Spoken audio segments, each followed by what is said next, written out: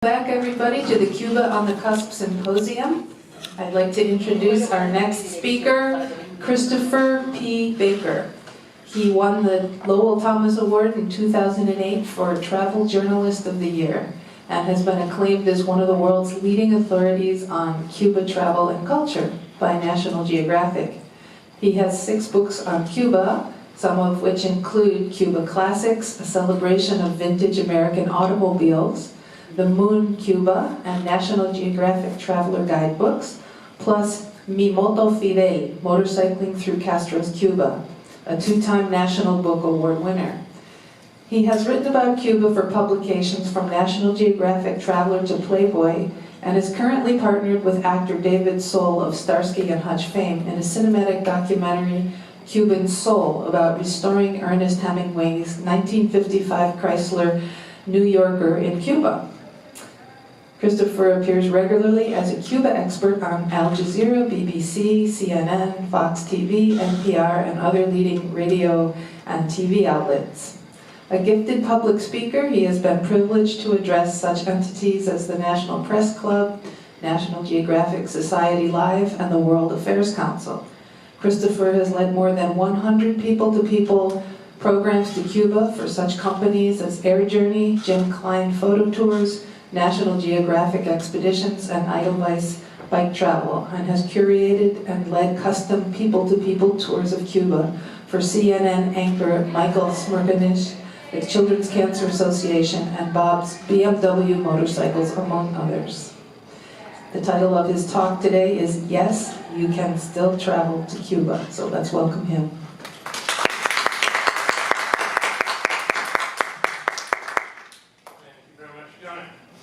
Good morning, everybody. It's a pleasure to be here, and I'm always enthused to promote travel to Cuba, and there's never been a time like now when we so need to do so.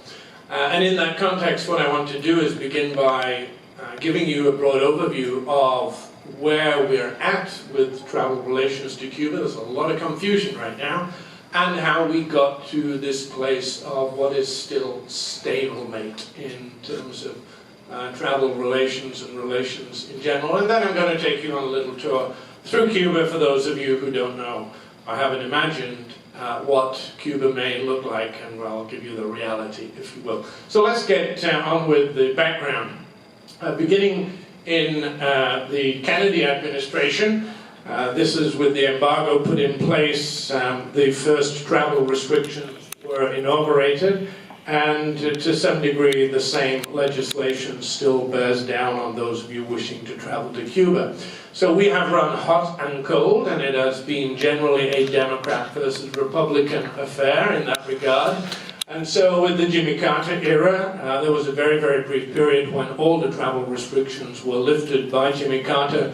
Very famously, as ex-president, made 2 visits to Cuba, very controversially, beginning in 2001, when he made his first visit there as ex-president. And he has been one of the more vocal advocates for normal relations between the 2 countries. Of course, then with the Reagan administration, we took a step backwards, if you will.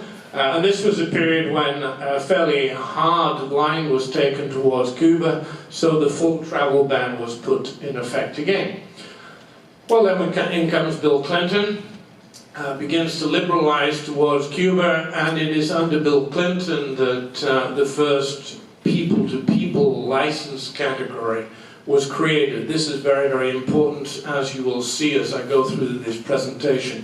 For all of you wanting to travel to Cuba, it is all about what is called the people-to-people license category. So this is when entities such as National Geographic Expeditions, for whom I lead trips not least, first began to offer legal tours, so they were licensed to offer tours for group travel to Cuba, and I'll say more about that as I go along. So thank you, Bill. And then we go to George Bush, and once more the car is slammed into reverse gear. And this is the period when I, who had been going for many, many years to Cuba as a journalist, even I needed to have my paperwork correct and in place. I don't have time to tell you some of the ridiculous scenarios I got into, but 3 hours held at Dallas was one of them, missing my flights, because the customs and immigration officials didn't know the law as well as I did and didn't like that fact. And so anyway, I digress. But anyway, you needed under George Bush to have your paperwork in order. They began to prosecute people for illegal travel to Cuba. By the way, I will add right now, I refuse to request a license to travel to Cuba. I have never done so. I've always gone under general licenses because as a principle, I will not let my government say I cannot go to a country. That's just my personal stance. Yes, British accent, US citizen.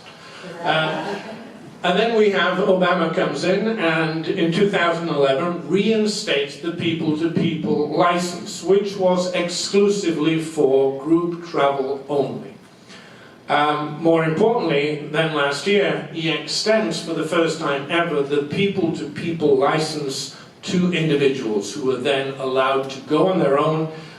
Very critically, it changed from a scenario where you had to request a license from the Treasury Department to pre-approval. All the 12 license categories, which I will display in due course, then became, as they are still to this day, general licenses, which mean pre-approved. You are pre-approved to go to Cuba if you believe you fit one of the 12 categories of licensable travel.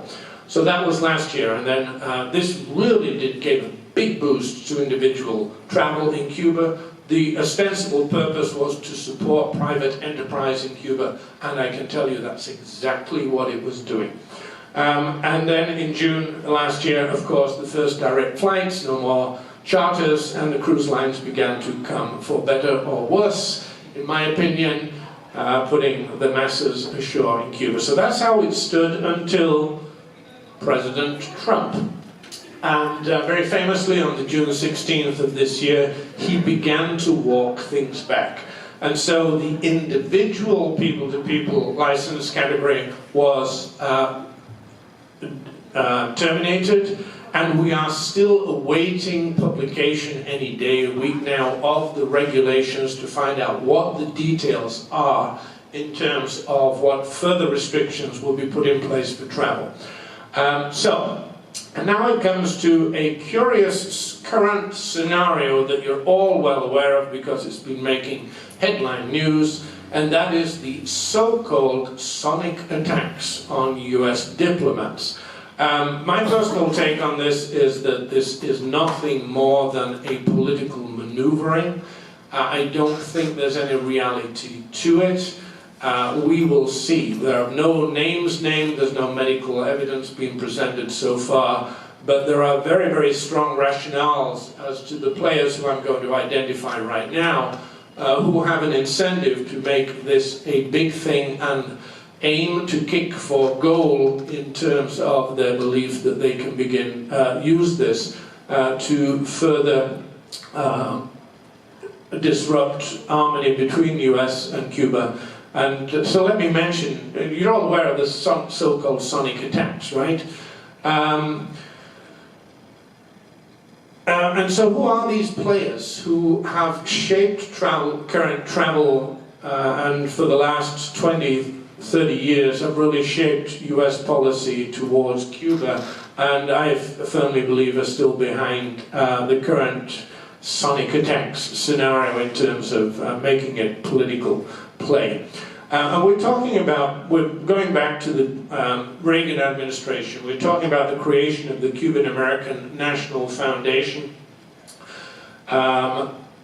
And this has become the de facto lobbying group for representing the anti-Castro Cuban American from Florida perspective. I don't want to cast all Cuban Americans in the same light. Many of my closest friends who believe in engagement with Cuba are Cuban Americans. But nonetheless, the Cuban American National Foundation has essentially shaped US policy for the past 3 decades. And as you can see here, given the importance of the swing vote in Florida, can anybody say Bush-Gore?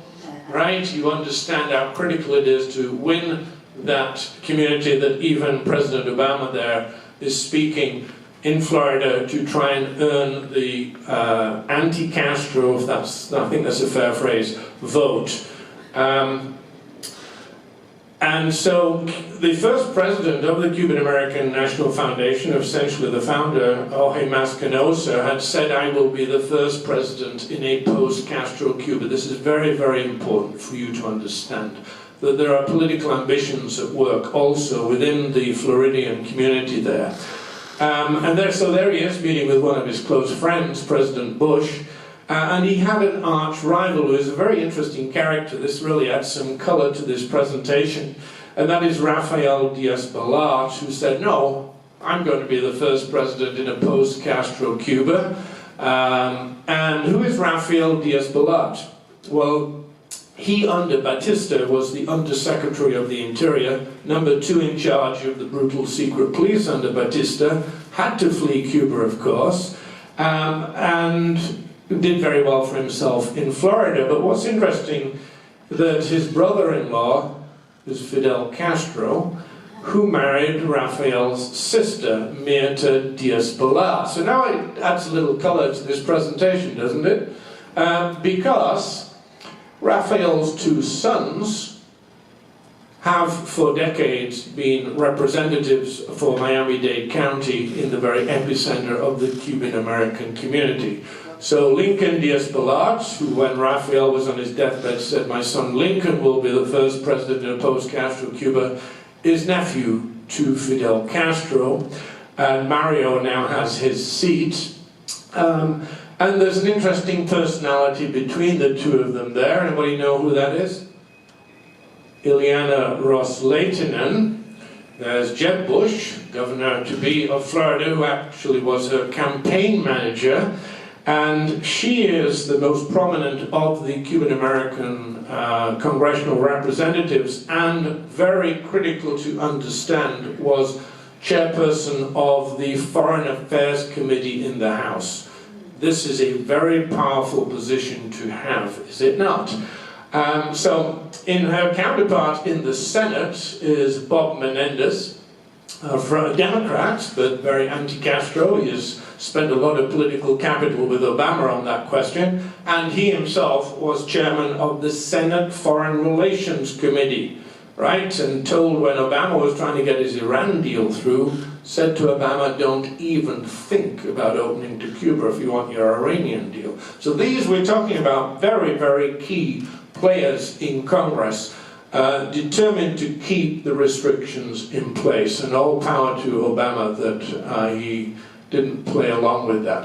And then, of course, we have little Marco in the Senate, who is the key figure right now, playing very, very chummy with President Trump.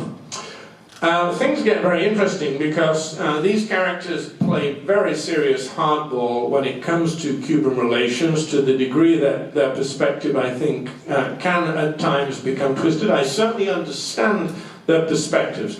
This is Ileana Ros-Lehtinen in her younger days as a congressional representative with Orlando Bosch.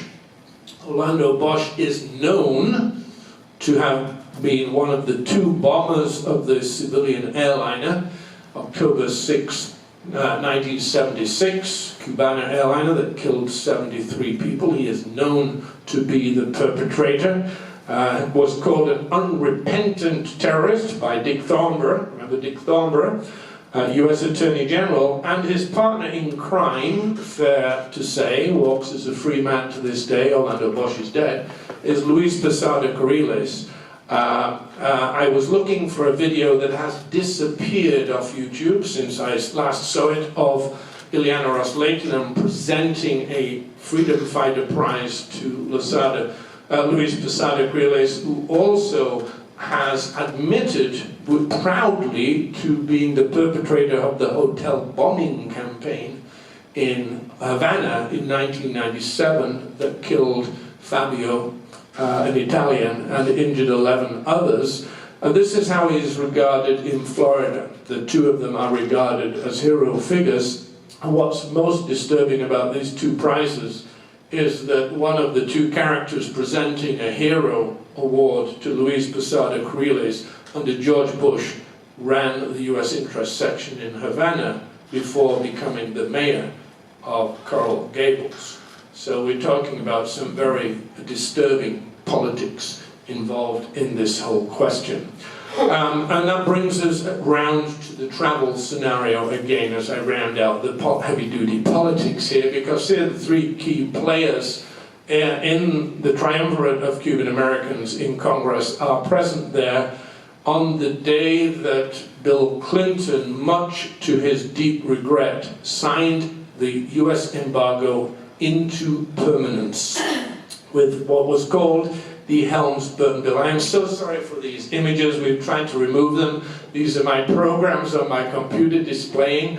I'm no techie, and unfortunately we couldn't get rid of them, so we had to move along. But this is interesting. Since 1996, the Helms-Burton Law has codified all the embargo restrictions, including travel, into permanent law. I'll return to it in a second. What's very interesting, and here I introduce myself into this story, is how we got the Helms-Burton Law into reality, because Clinton had said, I will veto this law. Clinton was opening to Cuba. He wanted more normal relations, that is for sure, and it did not have the votes in Congress. And something very fascinating happened. So if you remember back in 1994-95, we had the rafting crisis, the so-called Balsero crisis.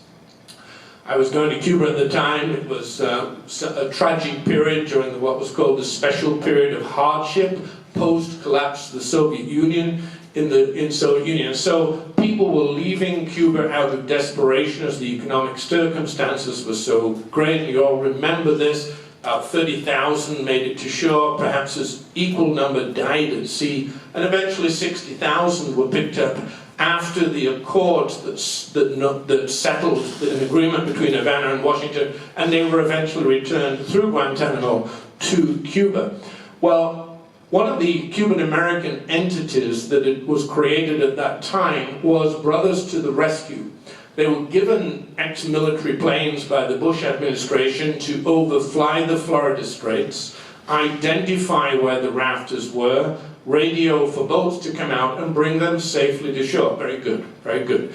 However, when the rafting crisis resolved, the Brothers to the Rescue took upon themselves a new mission, literally to fly illegally, and they would post that they were to the FAA that they were going to Bahamas. They would fly literally under the radar, 100 feet over the sea, into Havana, and drop anti-Castro propaganda. This was going on for months, and to be very fair for what's going to happen now, Castro had told the USA, please stop these flights. We will shoot them down at some stage. And inevitably, that happened. The 24th of February 1996, you may recall, the Soviet MiG fighter jet shot down 2 planes piloted by US citizens, Cuban Americans, and 4 people were killed. This was presidential election year. The Helms-Burton bill was stalled in Congress. It was going to codify the US embargo regulations into permanence. And so Bill Clinton was forced to sign. The reaction in Miami and Washington, so great, that the furor was so great that he signed the US embargo into permanence. And I'll say more about that in a second. Now, this was the period when I was already going to Cuba. 1992, my first visit, the special period. I got my press pass. I became part of the press corps and was present here below Fidel on 2 occasions in the May Day parades, in the press corps standing right below Fidel. That's my perspective of him. And anybody who reads my book, which you see up there, Mi Moto Fidel, Motorcycling Through Castro, Cuba, I relate how I got my first interview to meet Fidel. I had impromptu said the right things at a travel conference in the Palacio de las Convenciones, and I got invited to meet Fidel for what I had said. Fidel didn't show up to the meeting, but I did have a meeting with I'm forgetting, Cienfuegos, Camilo's brother, Osmani Cienfuegos, who signed off on me bringing my motorcycle to Cuba. You all know Lonely Planet, the guidebook series. So for 15 years, I used to write Lonely Planet. I was doing Lonely Planet's Jamaica guidebook. when the Soviet Union collapsed, I go into Cuba. This is how I begin as a journalist in Cuba. And then I got a contract to write a guidebook, and I thought, I'm ready to write my first literary book. I'll take a motorcycle to Cuba, ride around Cuba on my motorcycle, use it as my research vehicle, then I can write a book about motorcycling through Cuba. How cool would that be? Well, I was going to be able to ask Fidel personally if I could bring mi moto Fidel, my faithful motorcycle, to Cuba. Osmani Cienfuegos signs off on the papers as tourism minister. I should mention he was tourism minister. And therefore, I made that journey 3 days after the planes got shut down over the Florida Straits, and 1 day before Clinton put a total ban on all traffic to Cuba. I went into Cuba 1 day before that ban on that boat, got my license plate, became HK, K for foreigner by the way. All foreigners in Cuba have their own license plates. So K designates to police or anybody else that I'm a foreigner, and 7,000 miles around Cuba. Now, so it resulted in 2 books. This was the guidebook I was doing, of course. Then there's the literary book up there. One of the places I rode past was Guantanamo. You get to Guantanamo just outside the naval base, and it's a beautiful colonial city, frankly. But of course, half of the Cuban military are, as you would expect, in the Cuban defensive zone around the Guantanamo naval base. And of course, you enter Guantanamo, we will not vacillate, we will not claudicaremos. ¿Qué significa claudicaremos? Well, whatever. We will not retreat. No, never. Socialism or death, right? So that's what I witnessed. But I witnessed something else during this passage through Cuba, because the Helms-Burton Law had just been passed. And suddenly Cuba is facing a permanent US embargo that cannot be removed until Cuba has met conditions it cannot meet, right? It must pay compensation, it must have free and fair elections, no Castro in government, etc. These are written into US law as I speak. And so Cuba was making a big thing of this. I was seeing Helms-Burton and the Cuban Dove of Peace shitting on the wall, spelling Helms-Burton. Everywhere I went through Cuba, Cuba in entirety had been mobilized to denounce the USA, as it was during the Elian Gonzalez crisis. The entire country is mobilized for these affairs, and one can't blame them. The US embargo is now permanent. But this disturbed me, because what really, the question I was writing with in my head all the time was, what just happened? Clinton was opening up to Cuba. It was presidential election year. The Helms-Burton Law was stalled in Congress and would have been vetoed. What on earth was Fidel thinking to shoot down 2 planes from Florida during election year in this context? And I had my epiphany on an amazing date in an amazing place.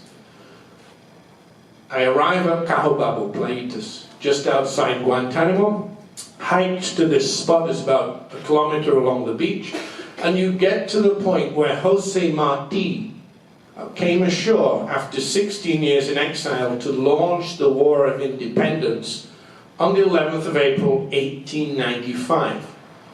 And I arrived 11th of April 1996, 1 year to the day after Fidel had stood on that spot to commemorate the centenary of Jose Marti's landing. So here I am, sitting at Cahobabo on 11th of April 1996, trying to figure out what the hell just happened. Why did 2 planes get shut down that would end up with the embargo being made permanent? You didn't need to be a rocket scientist to figure out that the Helms-Burton Law would pass into legislation in the context of presidential election year if you shot down 2 planes. And this will amaze you, folks, because this was my epiphany. Let me just back up to that last phrase. Jose Marti, right? I'm paraphrasing here. Essentially, once the War of Independence is over, it will be my lifelong endeavor to prevent the United States from seizing the islands of Cuba and the Caribbean. And then I remembered what Fidel himself had written to Celia Sanchez. Once this war is over against Batista, I can't read it from here, but I have it essentially in my mind, I realized my destiny will be to make war against the USA. I understood explicitly what that meant. Fidel wanted the embargo in place. And that 3 weeks later was demonstrated to me when I arrived in Havana, meet for the first time somebody who became a close friend, Wayne Smith, President Carter's foremost Cuba diplomat, and he said, "What took you so long to figure that out?" What had happened, that by 1980 the State Department and CIA had both concluded that Fidel enjoyed the embargo as a political tool, makes him David to Goliath, he always has Goliath, etc. But the impressions that the State Department was trying to make upon the presidency that it's time to end the embargo, Kissinger tries this, my friend Peter Kornbluth has a wonderful book out on all the secret negotiations for Fidel. No. He sabotaged all those negotiations. He wanted the embargo in place. So this was a great epiphany. So let's move along. And so what we have since then, the Helms-Burton law incorporates the travel restrictions and all the embargo laws until Cuba meets these conditions that it really will not or cannot meet. And it will not be removed unless it is revoked by Congress. We know that rarely ever happens. And so now brings us back to where we are with Trump and the travel restrictions. So yes, he banned the individual people-to-people travel requirement, but he left in place the key elements of the 2011 ruling under Obama that permits all of you who feel that you meet one of these license categories to go to Cuba pre-approved to go do so.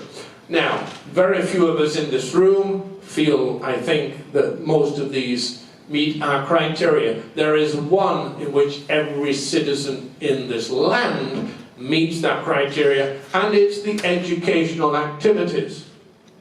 Now, what does this mean? Yes, it means students and professors, of course, but this is the critical thing. The people-to-people license category that all of you can travel under is a subtext to the educational activities license. And so what is it?